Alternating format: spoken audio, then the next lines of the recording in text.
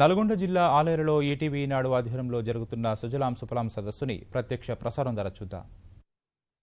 Bore బావులకి ఇంకుడు గుంత గనక ఏర్పాటు చేయగలిగితే ఖచ్చితంగా మనం ఎంత లోపల నుంచి అయితే నీళ్లు తీస్తున్నామో అంత లోపలికి ఖచ్చితంగా నీళ్లు, అది ఎట్లాగో ఎండిపోయింది, అది ఎట్లాగో రైతుకు ఉపయోగం లేదు, దాంట్లో పడి చాలామంది పిల్లలు చచ్చిపోతూ ఉన్నారు. దాన్ని కూడిపేయడం కంటే దాన్ని కనుక ఒక రీఛార్జ్ స్ట్రక్చర్ కింద కనుక మనం ఉపయోగించుకోగలిగితే డెఫినెట్గా అది మనం భూమిలోకి నీళ్లు ఇంకించిన వాళ్ళం అవుతాం. ఇదే కాకుండా ఎండిపోయిన బావులు ఉన్నాయి, ఓపెన్ వెల్స్. ఈ ఎండిపోయిన ఓపెన్ వెల్స్కి సంబంధించి నాకు చాలామంది ప్రజాప్రతినిధులు ఫస్ట్ మేము ఏదైనా మీటింగ్ పెడితే ఫస్ట్ అడిగేది ఏంటి, ఈజెస్ ద్వారా మా ఊర్లో మొత్తం ఎండిపోయిన బావిలు ఉన్నాయండి, అవి పూడ్చండి అంటారు. అది పూడ్చడం వల్ల మనకు వచ్చిన ఉపయోగం పెద్దగా ఏమీ ఉండదు. కేవలం గ్రామం మధ్యలో చాలా కాంప్లికేటెడ్గా ఉంది, అందులో పిల్లలు పడి చనిపోతున్నారు అన్న దగ్గర తప్పిస్తే వాళ్ళు మా వ్యవసాయ క్షేత్రాల్లో ఉన్నవి, వ్యవసాయ భూముల్లో ఉన్న బావులను కూడా పూడ్చమని అంటారు. దయచేసి అట్లాంటి వాటిని పూడ్చకుండా ఆ బావిలోకి గనక మీ భూమిలో పడ్డ నీళ్ళన్నిటినీ కూడా మలిపి ఆ బావిలోకి వెళ్ళించగలిగితే అది 1,00,000 రూపాయల ఖరీదు చేసే ఊటకుంటతో సమానం. సో వాటిని కూడా మనము ఆ వ్యవసాయ బావుల్లో గనక అంటే ఎండిపోయిన వ్యవసాయ బావుల్ని కూడా రీఛార్జ్ స్ట్రక్చర్ కింద ఉపయోగించగలిగితే మనకు అది మన భూమిలో పడ్డ నీళ్ళను మన భూమిలోనే ఇంకించిన వాళ్ళము అవుతాం. తర్వాత ఇంకించడం ఒకటే కాదు, మనం బోరు వేసి ఎక్కడైనా ఒక 2 ఇంచుల నీళ్లు పడ్డాయంటే ఫస్ట్ ఎవరైనా చేసే పని ఏంటి, వరి పెడతారు. వేరే ఆలోచన ఉండదు, ఎంతసేపు ఉన్నా నీళ్ళు వచ్చినాయంటే వరి పెట్టాలి, వేరే పంటల గురించి అసలు ఆలోచించరు.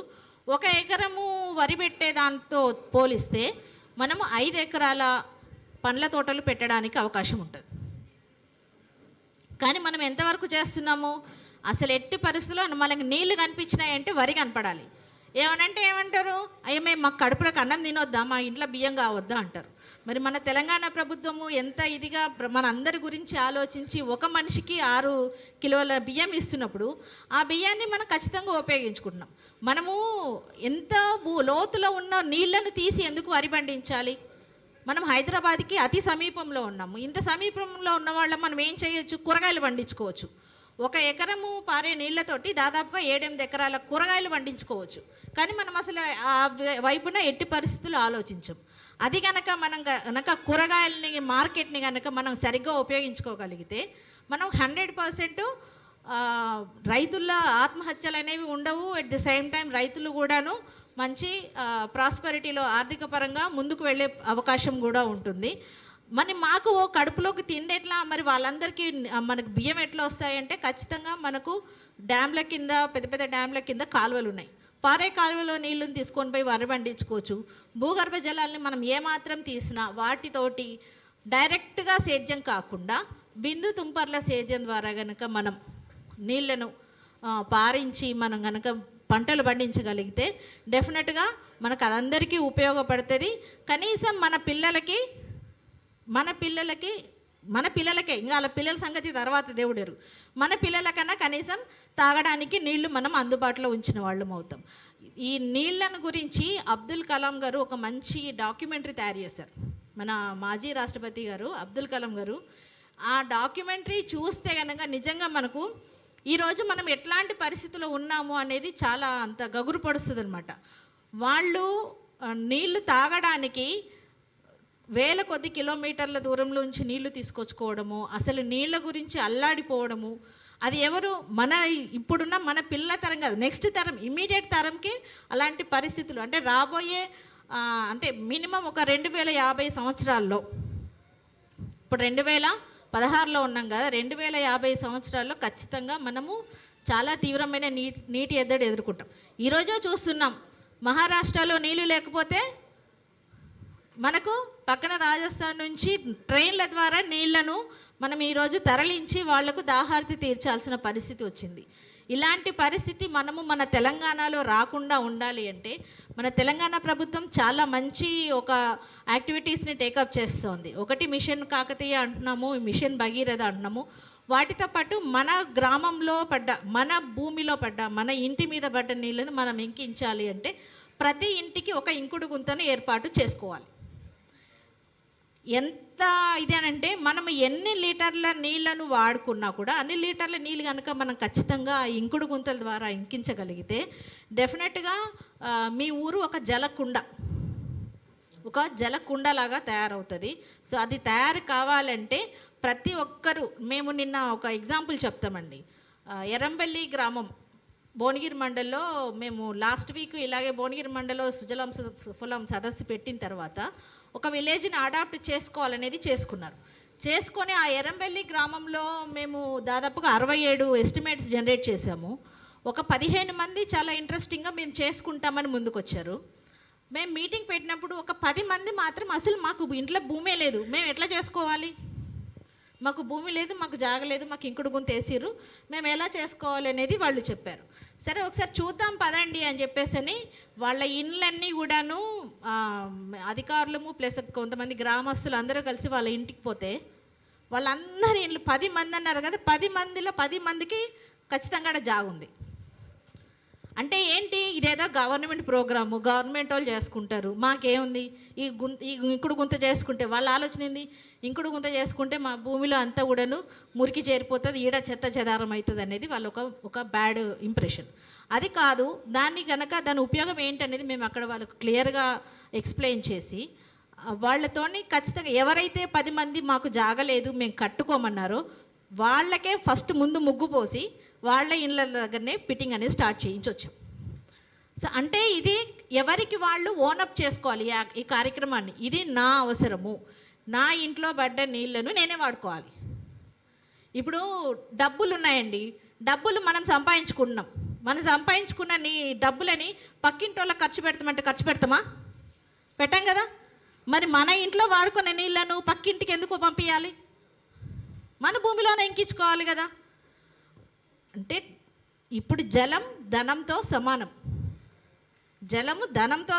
ఇంకా రేపు అయితే జలం ధనం కంటే ఎక్కువైపోతుంది. ఇప్పుడు ప్రస్తుతం మాత్రం జలం ధనంతో సమానం కాబట్టి ఖచ్చితంగా మన భూమిలో పడ్డ నీళ్లను మనం ఇంకించుకోవాలి. కాబట్టి ఇంత మంచి యాక్టివిటీని మనం తీసుకొని కనుక ఇప్పుడు మీరు ఎవరు కూడాను ₹1 ఖర్చు పెట్టాల్సిన అవసరం లేదు. 4040 రూపాయలు గవర్నమెంటే ఇస్తుంది. చిన్న మీ ఇంట్లో ఎక్కడైతే అవకాశం ఉంటుందో, ప్లేస్ ఉంటుందో ఆ ప్లేస్లో ఇంకుడు గుంతలు నిర్మించుకొని మీరు చేయించగలిగితే మాత్రం ఇది ఇంట్లో చేసుకోవాల్సింది. మనకు ఎంత లోపలికి కనుక భూగర్భ జలాలు లోపలికి పోయి కనుక మనం నీళ్లు తీస్తామో మనకు అంత ఫ్లోరైడ్ శాతం పెరుగుతుంది. తాగే నీళ్ళలో ఫ్లోరైడ్ శాతం పెరుగుతుంది. దాన్ని తగ్గించడానికి మనం అది తగ్గించుకోవాలి, అది రాకుండా ఉండాలి, భూగర్భ జలాలు పడిపోకుండా ఉండాలంటే మాత్రం ఇలా వ్యవసాయ బావులు ఎక్కడ కుదిరితే అక్కడ మనం ఇప్పుడు ఏం చేస్తున్నాం, ఎక్కడ కుదిరితే అక్కడ బోరేసి నీళ్ళు తీస్తున్నాం. కానీ తర్వాత చేయాల్సిందంటే ఎక్కడ కుదిరితే అక్కడ నీళ్లు ఎట్లా ఇంకించాలి, మన ఆలోచన ఒకటి ఉండాలి. ఏడన్నా ఖాళీ జాగ అనిపిస్తే ఈ ఖాళీ జాగలో మనం ఏదన్నా చేసి నీళ్ళని ఇంకించగలుగుతామా? మన బుర్ర అట్లా ఆలోచించగలిగినప్పుడే మనం ఖచ్చితంగా ఈ యొక్క సదస్సుని సక్సెస్ చేయించిన వాళ్ళం అవుతాము. నీళ్లు కేవలం నీళ్లతోనే ముడిపడడం కాదు, ఖచ్చితంగా చెట్లు కూడా పెట్టాలి. ఒక చెట్టు 25,000 లీటర్ల నీటితోటి సమానం. ఒక చెట్టు ఉంటే ఆ చెట్టు యొక్క వేర్ల మొదలు కావచ్చు, చెట్లో ఆకులు కావచ్చు, ప్రతి ఒక్కటి కూడాను నీటిని ఆపగలిగే శక్తి ఉన్నది. కాబట్టి వీలైనన్ని చెట్లు పెట్టాలి. నేనైతే ఫస్ట్ మేము ఇల్లు కొనుక్కోగానే ఫస్ట్ చేసిన పని ఏంటంటే మా ఇంటి చుట్టూ ముందర 5 కానుగ చెట్లు పెట్టాం. ఉన్న ప్లేస్లో 5 కానుగ చెట్లు పెట్టాం. ఈరోజు మా కాలనీలో ఎవరైనా అడిగి పలానా వాళ్ళ ఇల్లు ఎక్కడ ఉంది అంటే మా పేరు కంటే ఎక్కువ కానుగ చెట్ల వాళ్ళ ఇల్లు ఎక్కడ ఉంది అంటే ఈజీగా చెప్తారు. చాలా పెద్ద ఆపద రాబోతూ ఉంది. బ్రహ్మం గారు చెప్పారు గతంలోనే, రేపు రాబోయే కాలంలో నీటి యుద్ధాలు కూడా జరగవచ్చు అని చెప్పారు. వాస్తవం మనం చూస్తున్నాం. బాబ్లీ కోసం గతంలో కొందరు నాయకులు యుద్ధాలు చేశారు. మహారాష్ట్ర నుంచి నీళ్ళు తెచ్చుకోవడానికి ఎన్నో ప్రయత్నాలు చేసినారు. కర్ణాటక నుంచి నీళ్ళు తెచ్చుకోవడానికి ఎన్నో ప్రయత్నాలు చేసినారు. వాస్తవంగా మన ప్రాంతానికి గోదావరి నుంచి, కృష్ణా నుంచి మరి మన వాటా ఉన్నా వాటిని వాడుకోలేని పరిస్థితిలోకి మనం వెళ్ళిపోయినాం. ఎందుకంటే వారికి మనకి మాట తేడా వచ్చింది కాబట్టి, వారు ఒప్పుకోలేదు కాబట్టి, మనకు నీళ్లు కిందికి రాలేదు కాబట్టి ఆ దశకు, యుద్ధాల దశ వరకు వెళ్ళిపోయినాం. సంబంధాలు కూడా పోయినాయి. రాష్ట్రానికి సంబంధాలు కూడా పోయినాయి. పక్కన ఇంటోళ్ళు మాట్లాడుకోకపోతే ఎట్లుంటుందో పక్క రాష్ట్ర పోలు మనతో మాట్లాడకపోతే గట్లే ఉంటుంది. ఆ పరిస్థితికి మనం వెళ్ళిపోయినాం. ఈరోజు మనం నీళ్ల గురించి బాగా డిమాండ్ చేస్తున్నామని చెప్పి వాళ్ళు ఇంకా జాగ్రత్తతోని అటు మహారాష్ట్ర గవర్నమెంటు ఇటు కర్ణాటక గవర్నమెంటు మనకి గోదావరి జలాలు రావాల్సిన ప్రాంతంలో దాదాపు 200 బ్యారేజీలు కట్టేసి మనకు నీళ్ళు రాకుండా చేసేసారు. ఇటు మహారాష్ట్ర నుంచి రావాల్సిన గోదావరి జలాలు రావాల్సిన ప్రాంతంలో 250 ప్రాజెక్టులు కట్టేసిండ్రు, మనకు నీళ్ళు రాకుండా చేసేసిండ్రు. ఈరోజు మీరు చూడండి, ఈ ప్రాజెక్టుల నిర్మాణానికి ఖచ్చితంగా కేంద్ర ప్రభుత్వం యొక్క అనుమతి ఉండాలి, పర్యావరణ అనుమతి ఉండాలి. ఒకవేళ అది అడవి ప్రాంతంలోంచి వస్తుంది అన్నప్పుడు ఫారెస్ట్ డిపార్ట్మెంట్ వాళ్ళు క్లియరెన్స్ ఇవ్వాలి.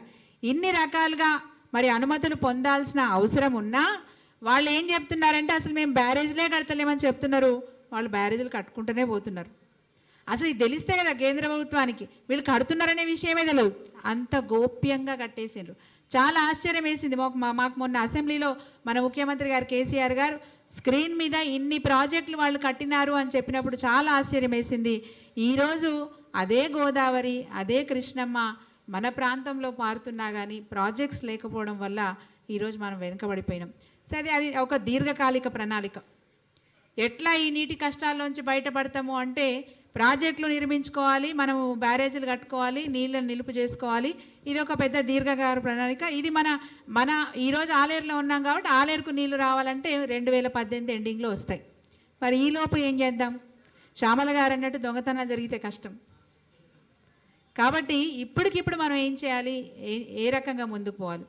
ఇంకో మధ్య మార్గంగా ఇంకొక ప్రణాళిక కూడా, అంటే ఇంకొక పథకం కూడా ప్రభుత్వం మన మధ్యకు తీసుకొచ్చింది, మిషన్ కాకతీయ పథకం.